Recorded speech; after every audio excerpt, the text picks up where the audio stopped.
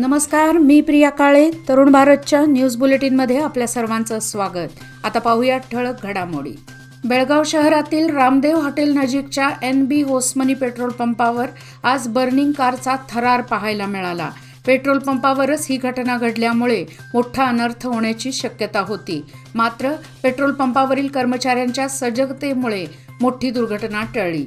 कारला आग लागताच कर्मचाऱ्यांनी पेट्रोल पंपावरील कामकाज व इंधन पुरवठा यंत्रणा तात्काळ बंद करून अग्निशमन दलाला पाचारण केले. दरम्यान शेकडो वाहने व गर्दीच्या ठिकाणी अचानक घडलेल्या या घटनेमुळे एकच खळबळ उडाली होती. या घटनेत कारचे मोठे नुकसान झाले असले तरी सुदैवाने कोणतीही जीवितहानी झाली नाही. बेळगाव बार असोसिएशनतर्फे बेळगाव न्यायालयातील बढतीनिमित्त बदली झालेल्या गणपती भट, प्रधान दिवाणी न्यायाधीश द्वितीय श्रेणी शर्मिला कामत, प्रथम अतिरिक्त दिवाणी न्यायाधीश द्वितीय श्रेणी संजीव कुमार हिंडोडी, साळवे OMFC या न्यायाधीशांचा शाल, श्रीफळ व पुष्पहार घालून सन्मान करण्यात आला. निरोप समारंभ कार्यक्रम बेळगाव बार असोसिएशनचे अध्यक्ष ॲडव्होकेट सुधीर चव्हाण यांच्या अध्यक्षतेखाली पार पडला.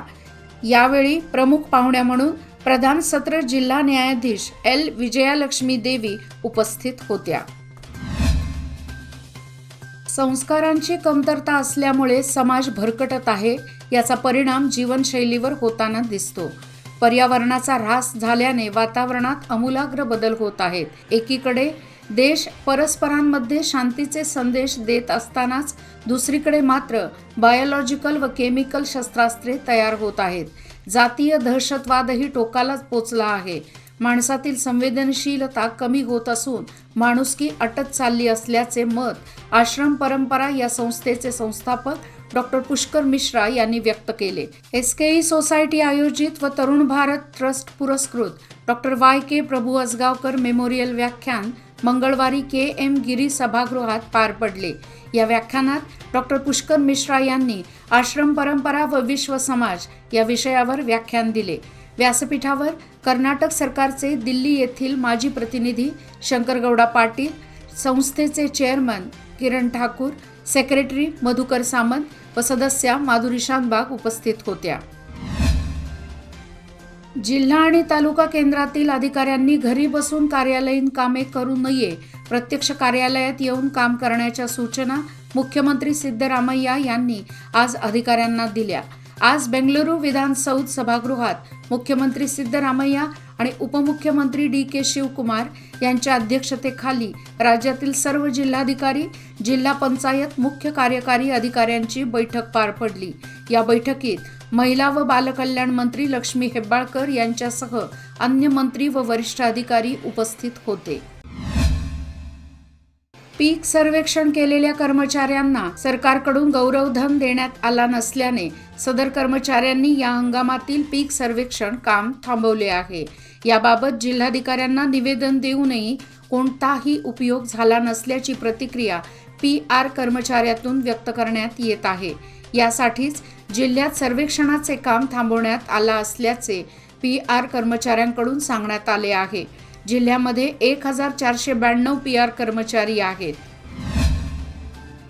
शिंदोळी येथे क्रांतीवीर श्री संगोळी रायण्णा यांचा भव्य पुतळा उभारण्यात येणार असून पुतळ्याची गावामध्ये ढोल ताशांच्या गजरात भव्य मिरवणूक काढण्यात आली. पुतळ्याचे ठिकठिकाणी पूजन करून गावांमध्ये स्वागत करण्यात आले.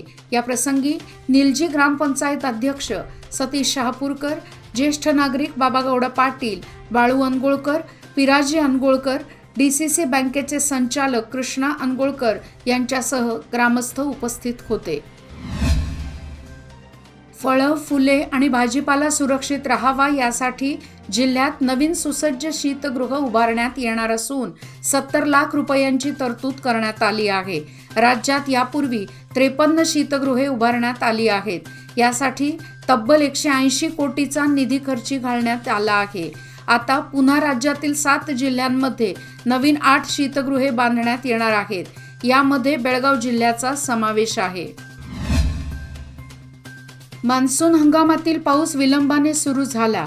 या दरम्यान शेतकऱ्यांनी वेगवेगळी पिके घेतली आहेत. मात्र पिकांच्या वाढी दरम्यान पावसाने दडी मारल्याने पिके करपू लागली आहेत. अशा परिस्थितीत राज्य सरकारकडून कृषी खात्याच्या अधिकाऱ्यांमार्फत अहवाल घेण्यात आला आहे.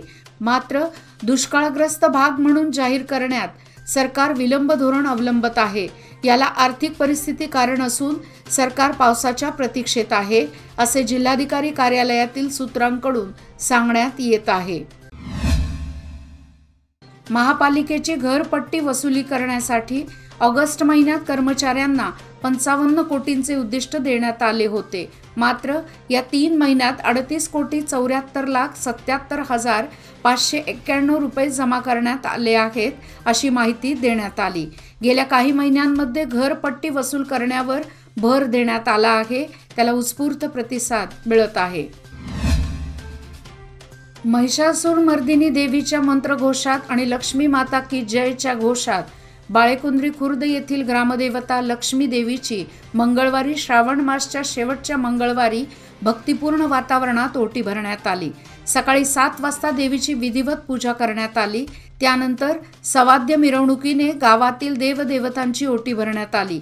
यावेळी महालक्ष्मी देवस्थान कमिटीसह यात्रा कमिटी सदस्य व ग्रामस्थ उपस्थित होते. येड्डूर परिसरात खरीप हंगामातील सोयाबीन कापणी व मळणी कामास सुरुवात झाली आहे.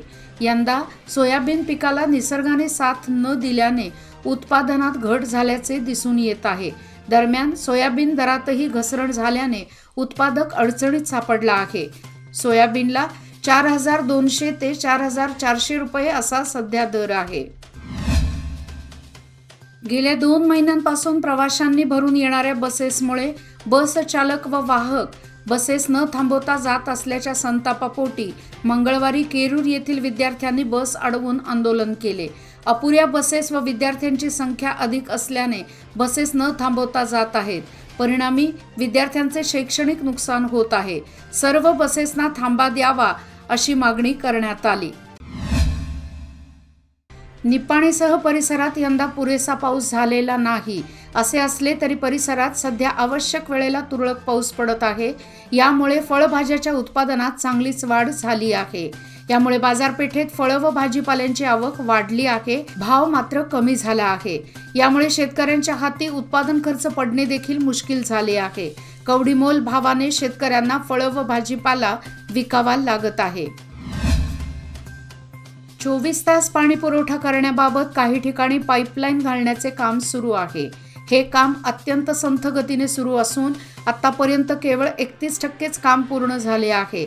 60% काम होणे गरजेचे होते. मात्र अत्यंत संथ गतीने काम सुरू असल्यामुळे कामे अर्धवट आहेत.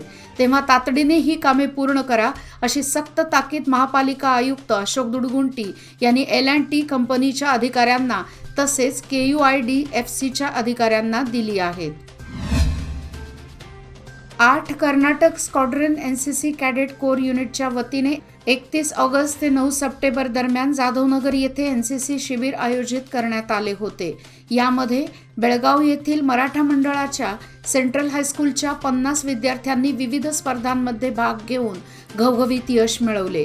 ड्रिल स्पर्धेत प्रथम क्रमांक, टग ऑफ वॉरमध्ये प्रथम क्रमांक, व्हॉलीबॉल स्पर्धेत प्रथम क्रमांक, वैयक्तिक नृत्य व वैयक्तिक गायन स्पर्धेमध्ये समर्थ बागेवाडी यांनी सुवर्णपदक पटकावले. याबरोबर सेंट्रल हायस्कूलला उत्कृष्ट इन्स्टिट्यूशन पुरस्काराने बेंगळुरू येथे सन्मानित करण्यात आले. याचबरोबर आजचे बातमीपत्र इथेच संपले. अधिक माहिती आणि ताज्या घडामोडीकरता पाहत रहा तरुण भारत न्यूज चॅनल. तसेच आमच्या चॅनलला लाईक, शेअर आणि सबस्क्राईब करायला विसरू नका. आणि विश्वासार्ह बातम्यासाठी दररोज वाचा दैनिक तरुण भारत. धन्यवाद.